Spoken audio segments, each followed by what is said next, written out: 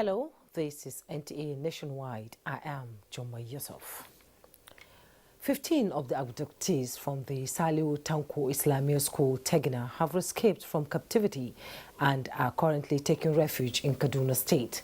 The headmaster of the Islamic School, Abubakar Al-Hassan, disclosed this during a meeting with Niger State Governor Abubakar Sani Bello and parents of the abducted children. Hussein Musa reports that the meeting was held at Kagara Emir's Palace. The students and pupils alongside their teachers were abducted on Saturday, the 29th of May this year. The headmaster of the Islamia school, Abubakar Al-Hassan, who confirmed the freedom of the 15 abductees, said he was in touch with one of the teachers who escaped captivity. When they abducted them together with their teachers, they separated them. They moved the teachers from Niger State to Zamfara State, together with some adults which they abduct together. So from there now, God answered our prayer. So they just started to sleep in the night, the bandits. So now our people, just break the door and started rolling. They have slashed the ransom to 50 million naira as at yesterday, but we still don't have that money to pay them. The only money we have is that 26 million naira, and that is the money we give them. And that money is gathered. Some of the sources is from the donations we receive from concerned individuals. Governor Abubakar Sani Bello, who had gone to Kagara to empathize with the parents of the abducted children and Tegida community, said efforts are on to secure the release of those in captivity unharmed. I met with the parents earlier on and I pleaded with them to be patient. The government is trying its best. None of us here can feel the pains of the parents. We can only think. I know they're in pains. We haven't seen their kids for 3 weeks, but we're being very cautious in terms of operations so that we don't lose innocent lives. The governor was out of the country since the abduction and just visiting the community for the first time to rekindle their hope on the safe return of their children. From Kagara, Hussein Musa, NTA News. And in Kebbi State, 3 students and a teacher of FGC Borno Yauri have been rescued last Saturday. A statement by the Director Army Public Relations Brigadier General Oyema Nwachukwu indicates that the troops of the Nigerian Army, supported by the Air Force component of Operation Hadirin Daji, rescued abductees at Makuku in the ongoing search and rescue operations. Brigadier General Oyema notes that troops also killed 1 bandit, recovered 9 motorcycles and 4 handsets from the fleeing bandits. Additional troops have been deployed to dominate the forest and deny the bandits freedom of action. 2 teachers and 5 students were earlier rescued by the troops in a coordinated firefight with the kidnappers.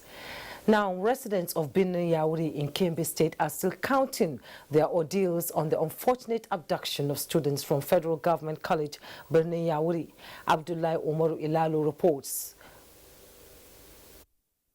Borno Yauri is an ancient settlement in Yauri Emirate of Kebbi State with a history of peaceful coexistence, peace and security spanning over 500 years. The town also plays host to the Federal Government College Borno Yauri, the only co-education unity school established by the federal government in Kebbi State. But the narratives of peace and security was changed last Thursday, when bandits terrorizing neighboring villages attacked and abducted some students and teachers at the federal government college, throwing the residents into unimaginable confusion and distress. Following efforts by security operatives in securing the release of some of the abductees, the town is now calm, with people going about their normal activities in high spirit that the remaining students still in captivity will be rescued. Ahmad Abdullahi, the father of 3 students still in captivity, said the efforts of security operatives in the search and rescue operation has rekindled his hope. Thank God, the way Army arrived at the scene, not up to 2 minutes of the incident. A teacher in the school, Habibu Jibril, who escaped during the incident, recounts his ordeal. So we ran away, all of us, we and the bandits. So I get a chance, opportunity. I started crawling, whereby I moved down to a very victory. I had myself there until I realized that all of them, they have already left. In spite of the distress, a peculiar scenario to residents of Birnin Yawuri is prayers and commendation to the gallant security team and the government for the quick response, which they described as unprecedented. See, everywhere is calm because we had some security agents all over the places. The rescued students have since been reunited with their families. Abdullah Omar Ilalu, NTA News. Gombe guard, a final year student of FGC Birnin Yawuri who escaped when the bandits attacked the school, is currently recuperating from the gunshot wound he sustained. Shehu Mohammed Datti was in NASCO and he now reports. This is the family home of Gombe guard, SS3 student of Federal Government College Birnin Yawuri, who narrowly escaped death, but though got a gunshot through his buttocks due to the attack of bandits on that fateful day. He, however, been taken to the hospital for first aid treatment, and he's now gradually recuperating. Actually, they are shooting because if to say the door is not that kind, new and strong, they could have opened the door. But they shoot, the door did not open. And some of primary students were beside the door, and then they are shooting the door. And then one went to pick up the student and bring them to their mothers, because we are together with their mothers.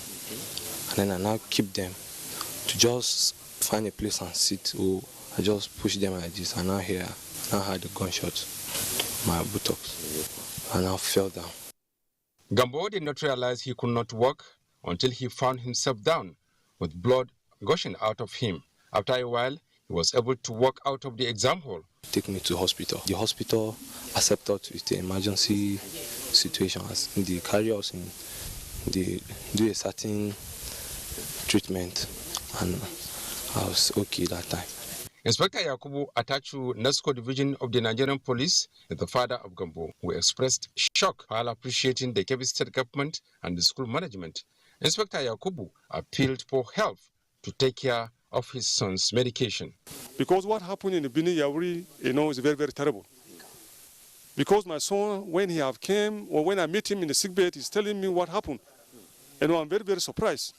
He said he have tried to see that he escaped some, primary school children. That's why he had a gunshot. Already have hide himself. But when he saw them, they are, crying, he just pity for them. But he rushed after he took them, to one corner before you have, escape. He had a gunshot on his bottom.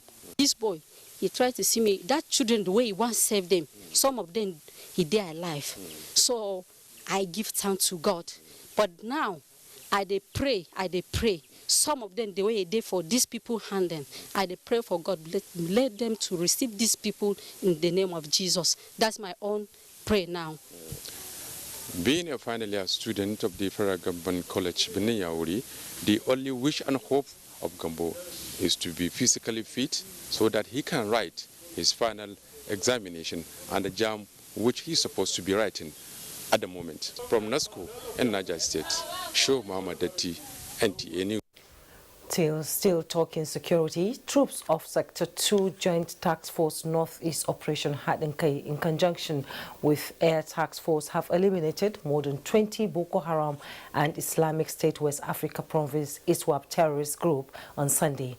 The terrorists were camping around Wartek in the general area of Lombom Forest in Borno State. A statement by the Director, Army Public Relations, Brigadier General Oyema Onwachuku says, acting on credible intelligence, troops with close air support from the Nigerian Air Task Force component swiftly carried out a simultaneous land and air offensive penetrating deep into Lombom Forest in Borno State. Several arms were captured while others were destroyed. Now, for other stories, President Muhammadu Buhari's visit to Maiduguri, the Borno state capital, has been applauded by security experts as a moral booster for the nation's troops and a pointer to the gradual restoration of social order in the northeast. Speaking on Good Morning Nigeria, they, however, advocated a review of the national counter-terrorism strategy. Lydia Sampson tells us more. His recent visit to Borno State, President Muhammadu Buhari inaugurated a series of projects executed by Governor Zulum's administration, including mass housing for the resettlement of internally displaced persons. Guest on Good Morning Nigeria noted that this is indicative of progress in rebuilding and reconstruction of the Northeast. Governor Zulum has achieved enormously in terms of delivery of projects, educational, health, roads and things like that. And yes, you said optics, because politics is also important. COVID has tested the popularity of leaders all over the world. If you combine the devastating effects of this terrorism and the COVID-19, if not because of this type of interventions, really the poverty rate or even death in Borno State would have been really alarming. He was going to provide for them all the necessary requirements, all they need to carry on the fight. I think that is the greatest morale booster each area commander-in-chief can give his men. There were suggestions on how to deal a final blow to terrorism in the country. Their source of funding, we need to block that. Number two, their ability to recruit. If you want to end this warfare, reduce the ability to recruit. And then thirdly, the ability they have to crisscross between our national borders. Although security dominated the conversation, the tenacity of Borno State Governor Professor Babagana Zulum at ensuring infrastructure development, good governance and prudent management of resources in the face of terrorism was also acknowledged. In Abuja, Lydia Sampson, NTA News. Farmer herders hold dialogue on peace in southern Kaduna. Amina is standing by in our Kaduna studio for these and all the reports. Hello, Amina.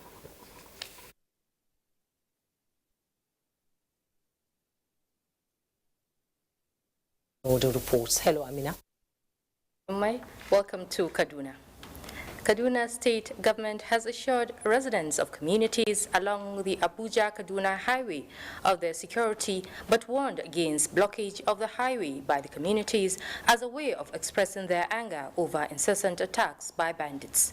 Muhammad Umar Ajingi reports that Governor Nasru Ahmed El-Rufai, on a sympathy visit to the communities, says more support will be given to security agencies to protect innocent citizens. The Kaduna-Abuja highway was barricaded Saturday morning by these angry youths of Angwer Magaji, who were protesting incessant bandits' attacks on their communities. Traffic builds up along the route, as police by both motorists and security personnel patrolling the highway were not heeded by the protesting villagers. The blockage of the major road like Abuja-Kaduna Expressway, to me, is not the best thing for anybody to do, because it's a major road that links the southern part of the Nigeria to the north. So many people ply that road. And when we have this kind of blockage, a lot of motorists will be affected. Traveler, business people will be affected. It is not all things should be on strike or protest. There is some level of dialogue. If there is a dialogue, the issue of blockage will not even arise. The situation prompted a visit by Governor Nasru Ahmed El-Rufai to talk to the communities and ensure that innocent travelers are not denied free movement on the highway. The security personnel says they will continue to try their best to protect lives and property of the people in the state anywhere they are, but appeal for calm and ask for credible information to get the bandits. In Kaduna, I am Muhammad Umar Ajingi, NTA News. Stakeholders at a sensitization meeting in Kafanchan have agreed to de-escalate constant farmer-herders conflict towards restoring peace and mutual trust among southern Kaduna communities. Kim Gotts reports that some of the issues considered include cattle routes and encroachment on farmlands. Other related issues at the meeting include destruction of crops, contamination of streams by cattle, harassment of nomads by host communities, and cattle theft. Organizers Southern Kaduna Joint Peace Committee and Nigeria Early Recovery Initiative, NERI, brought together Fulani leaders and other communities. In a presentation by co-chairman Southern Kaduna Joint Peace Committee, Dr. Ahmed Yandi, and other key players dwelled on understanding the herders-farmers conflict in Southern Kaduna, the triggers, containment, mitigation, prevention, and the way forward. They tasked Fulani leaders in chiefdoms and emirates with the responsibility of paying attention to interfacing with herders to ensure farmlands and other properties are not destroyed. Especially the elders, as we gathered here today, the farmers also, all such truck routes that they have been encroached and converted to farmlands should be open to allow the freedom and movement of the Fulani. It also speaks to our objective of ensuring social cohesion in communities, in Southern Kaduna communities, and ensuring mutual trust. Community leaders, youth leaders, women leaders, all of these people need to be trained. Participants also speak on mitigating conflict in communities. What I learned from this organization will improve peace, unity, and success. At it being they have a particular grazing reserve, they cannot move from, let's say, from Kaduna to Bauchi otherwise. Organizers say similar sensitization meeting will be held with farming communities to ensure understanding and peaceful coexistence.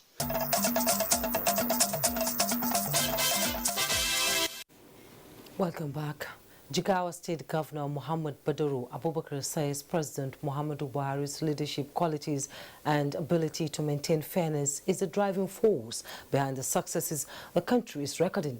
The governor stated this when he received in audience Information and Culture Minister Lai Muhammad in Dutse, the Jigawa State capital. Muhammad Musa Askira has the details.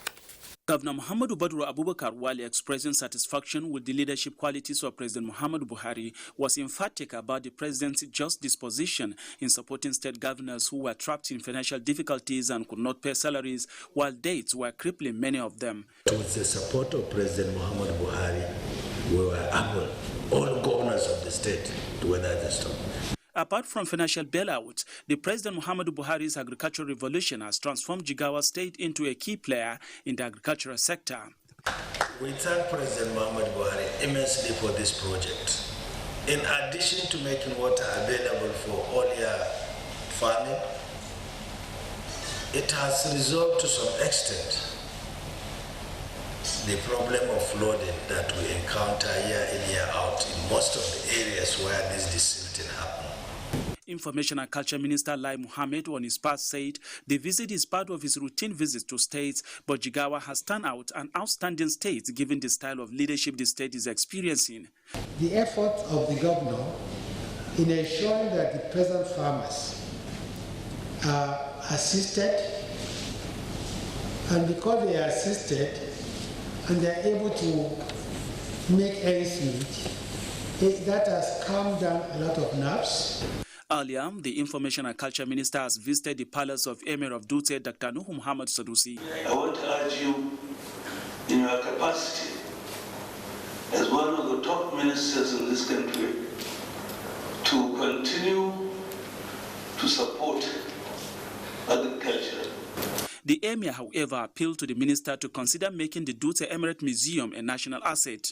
Lai Muhammad equally assured the Emir of his willing to consider the Emir's request. The Information and Culture Minister is visiting Jigawa State with a high-powered delegation of chief executives of parastatals under his ministry, among whom is the Director General of the NTA, Malam Yakubu Ibn Muhammad. From Dutse, Muhammad Musa Askira, NTA News.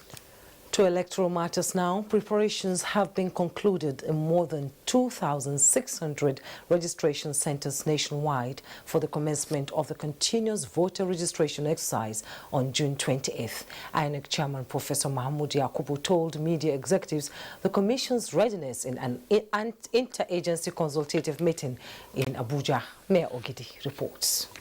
Hands-on information even has a keyboard. 2,673 of this device will be a common site from June 28. In 2,673 registration centers, with 5,300 staff. First online pre-registration, window period of 14 days to complete, and those that don't have access to internet, manual process is also an alternative. We intend to undertake the CVR exercise over a period of at least 1 year. There will be new registrants, requests for intrastate and interstate transfers, as well as the replacement of cards as provided by law. Nigeria is the only country we have. At all times, the present crop of media professionals, I can assure you, will be available to give you the necessary support. 20 million new voters is what INEC is targeting, while the registration will end August 2022. Mayor Ogede, NTA. Kande Adebisi is standing by in Lagos with more reports. Hello, Kenny. Hello, Jume, and welcome to Lagos. Trade and migration operations have fully resumed since the lift of ban on the Seme land border. Uzezi Arure reports that the Nigerian Customs Service and Immigration have joined forces to ensure that travelers operate in compliance with all protocols. The cross-border flow between Nigeria and Benin Republic dates back to pre-colonization period. History records that the cultural and economic relations between the two countries has extensive roots in migration with common links of trade and geographical influence. I'm from Benin Republic and I want to travel to Lagos. Nigeria forces like police, custom and other people, they attend to you. After the lift of ban on Nigeria land border in December 2020, the Nigerian Customs Service forwarded guidelines for the commencement of inter-trade activities, which include directives that goods on transit from third world nations through Seme land border must arrive Nigeria in its original form. This is being adhered to. However, this transit protocols does not apply to ECOWAS countries. From the time of opening of this border to date, we have processed 1,059 trucks. Goods that normally are on exports to other countries from Nigeria, we're able to treat 2,487 trucks. Then for goods under imports and baggage, we have treated 179 trucks. We still have some challenges with Benin Republic. They are still charging us what they charged us when the system was in the old fashion. Now that we are doing normal clearing, the proper clearing of just as what is happening in Lagos Port, with what they are still collecting as their transit charge, which is actually not a transit charge in Cotonou, is an added cost to the landing cost of those goods in the market. While a number of goods have begun to come in through the border, petty traders, on the other hand, carry out their activities with enthusiasm and hope of better days. The migration of people through Seme border is also not restricted, as long as the migrants provide valid travel documents and follow all necessary transit and COVID-19 protocols. Nigerian Immigration Service recently installed Midas equipment, migration information data analysis system. So when you appear before immigration, your data, is taken and is for record purpose so that it can easily be retrieved in case the need arises. As the Nigerian government seeks to bolster domestic agriculture, Seme border will continue to be a route for trade and regional economic integration as the migration of people creates more friendly ties. In Lagos, Uzezi Arure, NTA News. Aside active military service, Nigeria still counts on the experience and patriotism of ex-servicemen to beat security challenges in some parts of the country and to deepen military-civil relations. Chief of Defense Staff General Lucky Rabo, represented by the Chief of Training and Operations Defense Headquarters, stated this at the passing out parade of Nigeria Armed Forces Resettlement Center trainee course 01-2001 in Lagos. Lynn Lilike has details. The transition from life in the military to less regimented world of civilians is not always easy, as it requires a mental shift and new skill set that will make such change easier to deal with. This set of ex-servicemen are quite aware of this challenge, having served their nation in different military units and now on their way out. But their time at the Nigerian Armed Forces Resettlement Center has given them fresh confidence by equipping them with requisite vocational skills and attitude to cope in their new endeavors. The skill given to us, like me personally, I did two, which is the security management course, security health management, and at the same time, I did environmental health management. I like tailoring, so I went into tailoring department. And I've learned good things from the tailoring. I don't know how to sew cloth before, but now I can sew cloth for myself. Chief of Defense Staff, General Lucky Irabo, said welfare of personnel is a priority of the federal government, and the Nigerian Armed Forces will not relent in its efforts at restoring security to troubled regions in the country. As you graduate today, you are transformed and transferred from active military duty to the legion of veterans who continue to make positive contributions to the Federal Republic of Nigeria. Established with a renewed mandate in 1982, NAFRIC is saddled with integrating ex-servicemen and other retirees of other paramilitary service agencies and organizations in order to cope with the challenges of post-service life. In Lagos, Lynn Lenake, NTA News. And that's a contribution from Lagos. Jume, it's back to you. Thank you, Kenny. Gombe State is ranked #1 among states in Nigeria for the provision of enabling environment for businesses to thrive. This is contained in the report of the Presidential Enabling Business Environment undertaken between November 2020 and January 2021. Correspondent Emmanuel Akila reports on some of the economic indicators that make business attractive in Gombe State, as used by the National Economic Council that earned Gombe State the first position.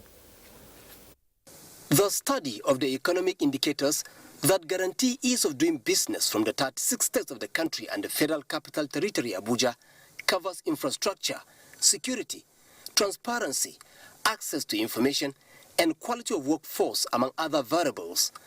When you have good road networks, the businesses find it easy to move their goods, very easy. When you have health facilities that are of standard, workers will be healthy. That improves the business.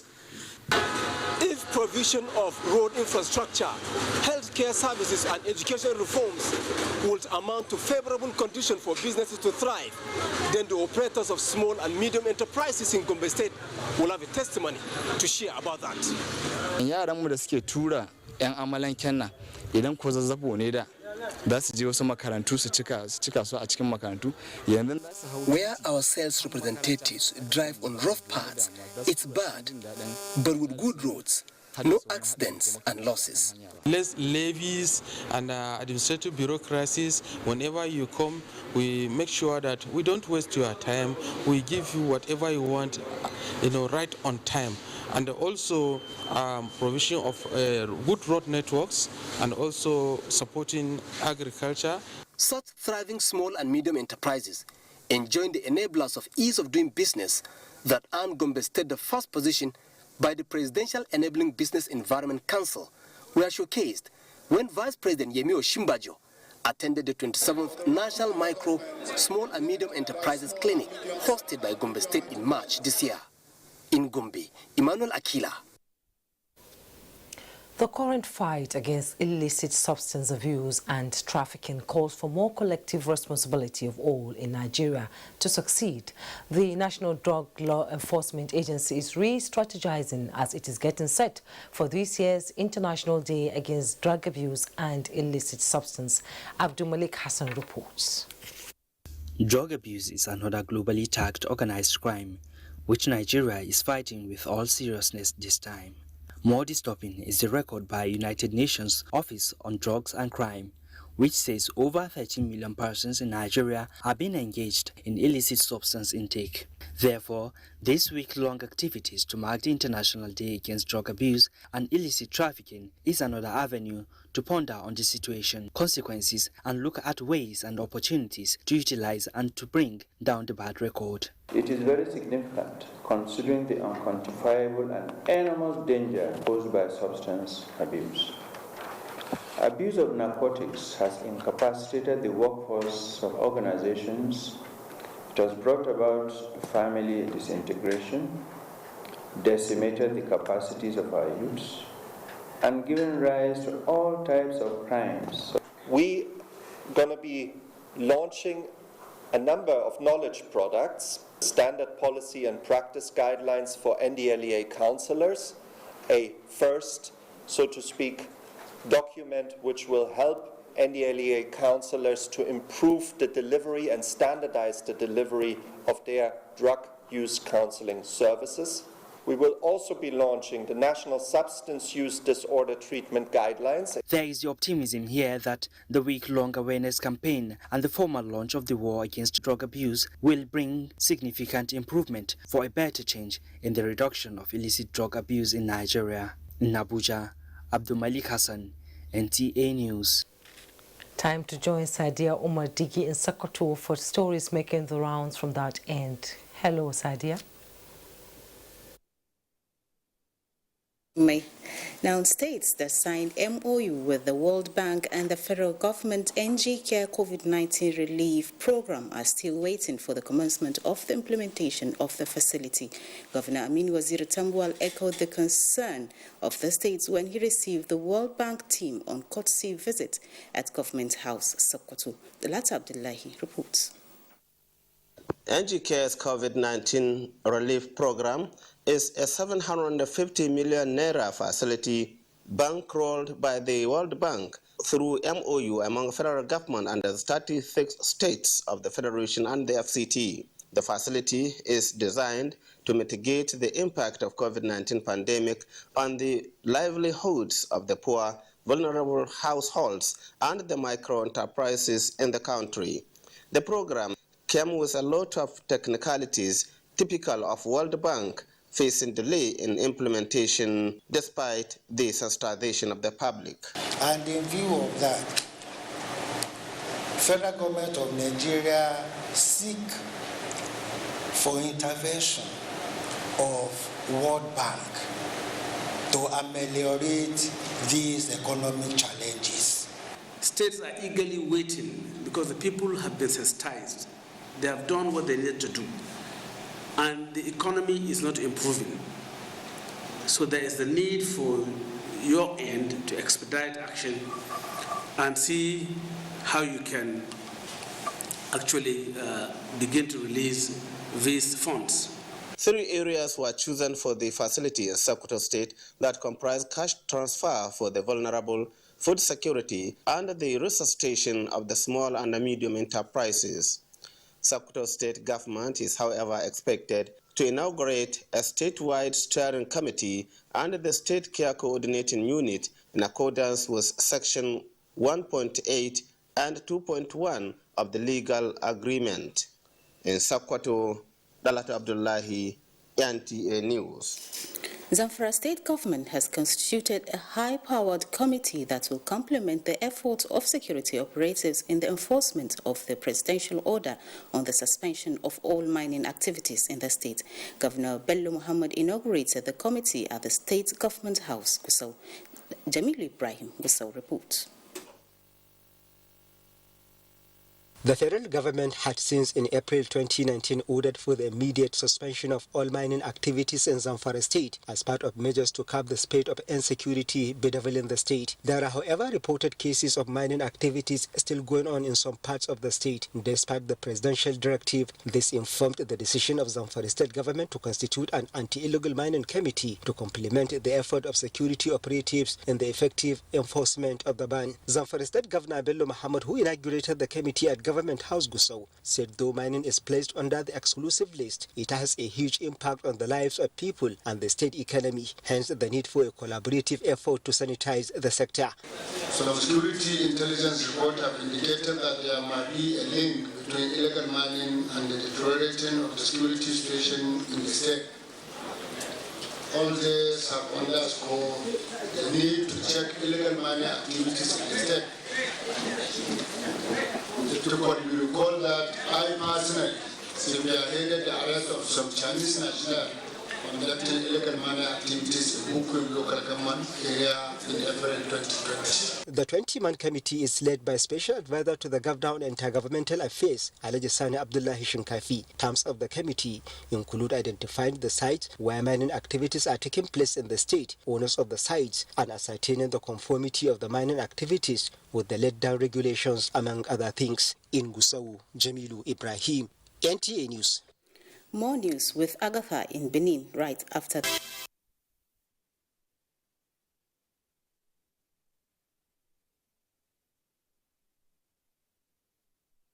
Thank you for staying on Nationwide. You're now in the Benin Network Center, and here Edo State government says it will partner with any individual in the health sector to ensure better health services for Edo people. Deputy Governor Philip Shaibu stated this when he inaugurated a kidney dialysis center at the Auchi Central Hospital in Isako West local government area. Victor Odion Acha reports that the center was donated to the state government by the senator representing Edo North, Francis Alemikena. The dialysis center at the Auchi Central Hospital is the first in the entire Edo North Senatorial District to aid dialysis for kidney patients. The state deputy governor, Comrade Philip Shaibu, commended Senator Francis Alemikena for attracting the project to the area. The establishment of the center demonstrates the commitment of our beloved senator in collaborating with the present administration in bringing the dividends of democracy through quality healthcare delivery to the doorstep of our people. The donor, Senator Francis Alemikena, said his quest to ensure quality health for Edo North people and the increase in cases of kidney disease in the area led to the initiative. This dialysis center is unique, first in Edo North, and equipped with modern facilities. Edo State Permanent Secretary, Hospital Management Board, Dr. Izile Asogu, and the Permanent Secretary, Ministry of Health, Dr. Osamui Irowa, are grateful that the facility will reduce pressure at the Irowa Specialist Teaching Hospital and the University of Benin, where the two major hospitals in the state are located. In Auchi, Victor Odion Acha, NTA News. In the state. And Governor of Edo State, Godwin Obaseki, has signed into law the Violence Against Persons Prohibition Bill 2021 as amended. He has also inaugurated committees and relevant technical groups to propose legislative changes. The move is to ensure that sexual violence is dealt with in line with international best practices. Elizabeth Omoko reports. The bill is in response to the series of violence perpetrated against women, with particular reference to Waila, who was raped in church, and other forms of gender-based violence in the society, which have translated to abuse of human rights in recent times. I assure you that government will support your work, and we trust and believe that given the experience, the passion, and the capacity of each and every member of these committees, we will make gender-based violence a thing of the past in Edo State. Wife of the governor and chairman of the committee assured the governor that they will work diligently to actualize the committee's mandates. We are free now to move forward and save many abused children of Edo and women as well, and boys. And I want to enjoin every member of this committee, no matter how highly placed you are, please, let's take this seriously. The members of the committee comprises relevant government agencies, religious leaders and traditional heads, FIDA, as well as the Nigerian police. In Benin, Elizabeth Amako, NT News. And away from Edo State, yam farmers in Ekiti State have received certified seed yams for planting from the Ministry of Agriculture and Rural Development. It is part of efforts by the federal government to boost yam production in the country for both local consumption and export. Ayodeji Ogunshakin has details. Mr. Tosho Falegon and Titus Salayode are seasoned yam farmers who are used to the common yam plantation, but the new federal government initiative has steps that will boost their cultivation and also open sight of an improved yield and profit that will add value to the national economy. And also when this, the type of yam we have here is for exportable commodity, so it will going to benefit our farmers tremendously in as much as we continue to multiply it. And it's going to be a kind of motivation to our farmers in Ekiti because it is unexpected. We are expecting such for so long a time. It is a privilege. The distribution of the seed yams remains an initiative of the federal government towards boosting the national agriculture through massive production of yam for local consumption and export. If our farmers is encouraged to plant this, after they've satisfied the local government, the market is there for them outside the country in which they can export this. Over 50,000 seed yams under the yam value chain of the federal government were distributed to farmers in Ekiti State. From Ado-Ekiti, Ayodi Jogunshaki, NTA News. And that's our package. Back to Juma in Abuja for more reports on Nationwide. Thank you, Agatha. President Muhammadu Buhari wants Nigerian youth to optimally explore his youth-friendly programs as foundation to fast-track their desire for political leadership. At a maiden All-Progressive Congress Youth Conference held in Abuja, the president urged them to aspire for a better future of being worthy ambassadors of a united Nigeria. The Governor Mema Labuni-led caretaker and extraordinary convention planning committee is behind this platform to engage the youth with party leadership and stakeholders in its quest to develop a blueprint for youth development and engagement in Nigeria. President Muhammadu Buhari, represented by the Secretary to the Government of the Federation, said the main purpose of forming APC is to breed progressive youths that will secure the country and described this gesture as a timely rebuilding process of the APC. This conference is therefore very timely, coming up not too long after our party membership registration exercise and just before the commencement of congresses starting from our wards. So I'm quite confident that our deliberations today will have a notable impact on the party's activities and even trickle down to my administration.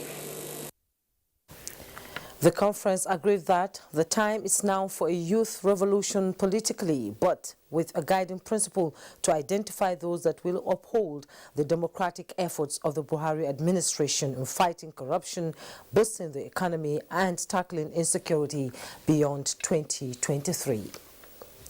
Now, concerted efforts are being put in place to fashion out curriculum guide that will enhance moral values of Nigerians to be more productive, thereby becoming highly responsible citizens. This is born out of a 5-day workshop on the review and adaptation of curriculum guides for the education of pastoralists, migrants, fisher folk, and farmers, organized by the National Commission for Nomadic Education. And we are looking forward to particularly the extra effort you are going to put. Do this not for us, but for national value. At the end of the day, we will have guidelines that will now be provided at the end of the day for people to begin to produce materials for teachers and learners in nomadic schools. Because if you didn't make someone to recognize his own identity, it is difficult for him to even recognize any other person, because he himself is yet to know who he is. The issue of educating the children of nomadic pastoralists, migrant fisher folk, and migrant farmers should be at the front banner of our basic education endeavor, in view of the large number of these clients and the potential benefits the country would derive from educating them. The exercise is expected to lay a new foundation for quality education for the nomads, taking into cognizance their peculiarities, background, environment, and bring the Nomadic Education Commission at par with what is obtainable in the conventional school system. The Imo State Police Command says its commitment to ensuring an end to criminality is yielding positive results. This follows the arrest of one of the suspects alleged to have been involved in the April 15 jailbreak in Owerri. Loretta Arize Egwem reports that the suspect was paraded alongside others involved in child trafficking. The search for the suspects behind the Imo jailbreak has continued to yield positive results. Chukwemeka Godwin, an army deserter, is alleged to be one of the jailbreak suspects. He was arrested while hiding in the ceiling compartment of his residence at Nekede in Owerri by officers of the Imo State Police Command.